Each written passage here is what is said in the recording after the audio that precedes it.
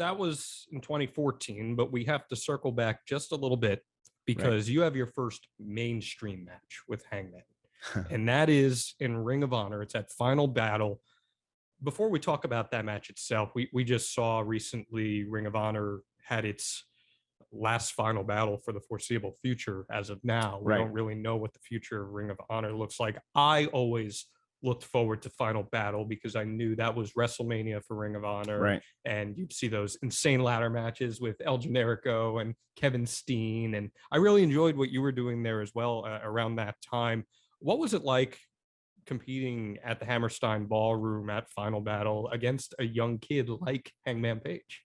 I love the experience. I love being in that venue. I love that Ring of Honor crowd, especially because for me, it was super easy to be a heel. Well, they didn't love you. I was going to say. Yeah. And I mean, it was a layup. It was a very easy deal for me because that was, that was the early beginning of the modern fan, where like we pay attention to the internet. We read wrestling journalists'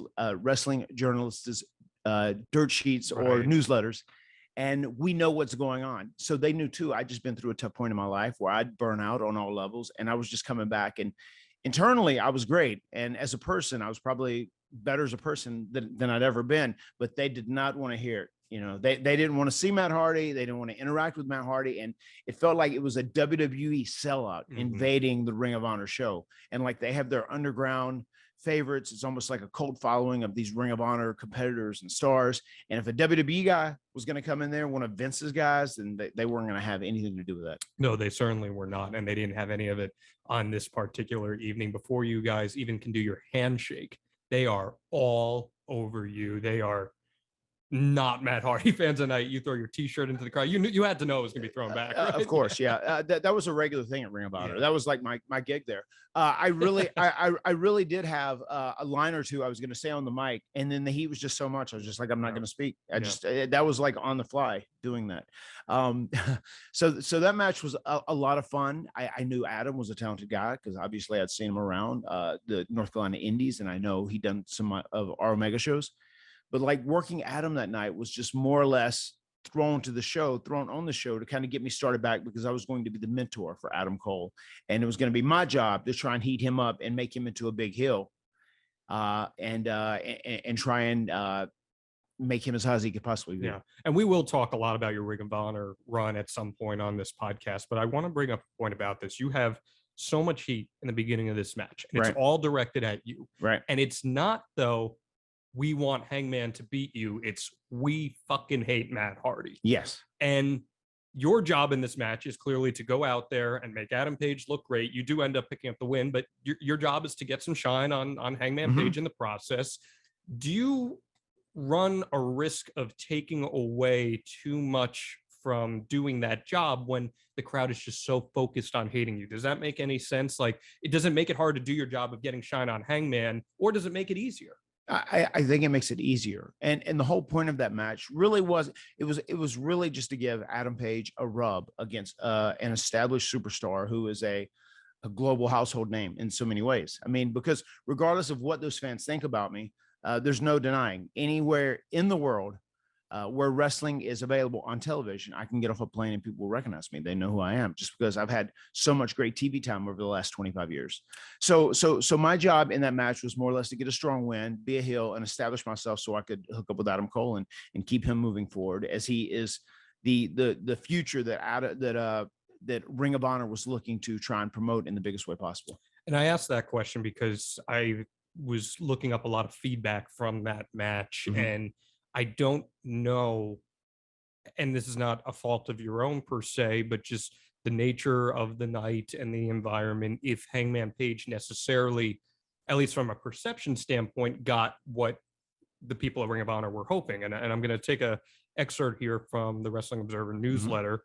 Hardy got serious, tried to put Page away by taking the pad off the floor for the side effect. Page was not down with this.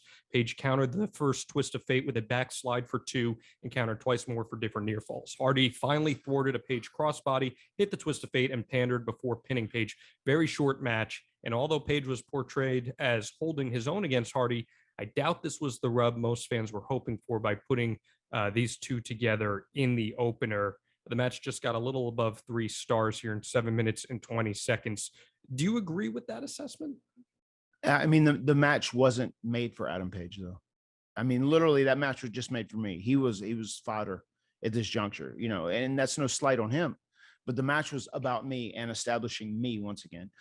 For him, just because he was a new guy at Ring of Honor, it was giving him a rub against someone who was a legitimate veteran and well-known person in the industry. And I think it's important, too, to note that he is literally 22 years old here. And it's so early for him that I think that now the way a lot of people look at wrestling, it's like, well, this person's a young gun. They got to be shot to the moon right away. Like they got to get that huge push right away. But maybe it's okay to do a slower burn. Of course. I mean, of course it is. Wrestling fans sometimes just become obsessed with like wanting stuff so immediate as opposed to waiting. And the old guy's got to put over the young guy. You know, it's just, yeah, it's crazy. I mean, sometimes it's very frustrating because they claim to be the smartest fans, but they have to realize in the big scheme of things are done for a purpose in most cases, if you have a good booker. And in this case, it helped Adam just by competing and having a competitive match with Matt Hardy, someone who's known and well established. And then at the end of the day, it doesn't hurt him to get beat because he hasn't really been established at all anyway, you know. And then it was going to benefit me because it gives me someone who is talented and can help make me look good. And then once again, propel me into what I'm doing next with Adam Cole. So you have this match, probably the hottest crowd he's ever worked in front of, I would have to imagine, to this point. Hammerstein Ballroom, New York City. At least the most vocal. Yes. So what were your impressions of how he handled that match? He was great in the match. I remember being really impressed with him. I remember thinking his shooting star press off the apron was a crazy, wild move. And it was cool. And I could tell at that time that he got it early on. You know, he obviously has improved massively since then, but I could tell early on that he got it. Yeah, and it's so crazy because, again, the concept here on the Extreme Life of Matt Hardy is to take the past and bring it to the present. But this isn't all that long ago when things are considered. This is 9 years ago, and it's not even 9 full years ago. Right. And it's pretty surreal to see how much evolution both of you have gone through since you obviously to, no pun intended here, an extreme, but he himself as well. And that's what I'm really excited to talk about with this episode, because I think this episode is very much about a young wrestler finding himself. And that's something that you were very lucky that you found yourself at a pretty young age with the Hardy Boys shtick, 24 years old, as we discussed last week. But for some guys, it just takes a little bit longer. Yeah, no doubt. And I think he was always destined to get there. And it just kind of takes a while. I think as time goes on in wrestling, much as I've said in the past, being one of the Hardy Boys really wasn't my strength or my gig. Working that style, I could do. I feel like I was really highlighted, and I felt like I really found my identity when I started doing Matt Hardy version 1, the Sensei of Mattitude. Because once again, I think I'm at my best when I'm playing an over-the-top, larger-than-life character. Matt Hardy over the top? No way. Yeah, imagine that.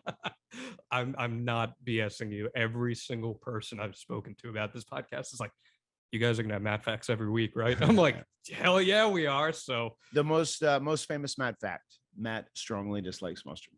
And that's a shoot, right? Yeah, no, without a doubt. Without a doubt. Yeah, it's funny. They were very beloved, but that is without a doubt the most popular. I've talked about this too. My mentor in the broadcasting industry is Ian Eagle, who's one of the top play-by-play guys in the country. And he hates condiments of all sorts, not just mustard, ketchup, relish, whatever. And one of the coolest moments of my career was we were both working the same NBA game. He had no idea that I was there. And I show up behind him with just like a bottle of mustard and just put it right in front of him.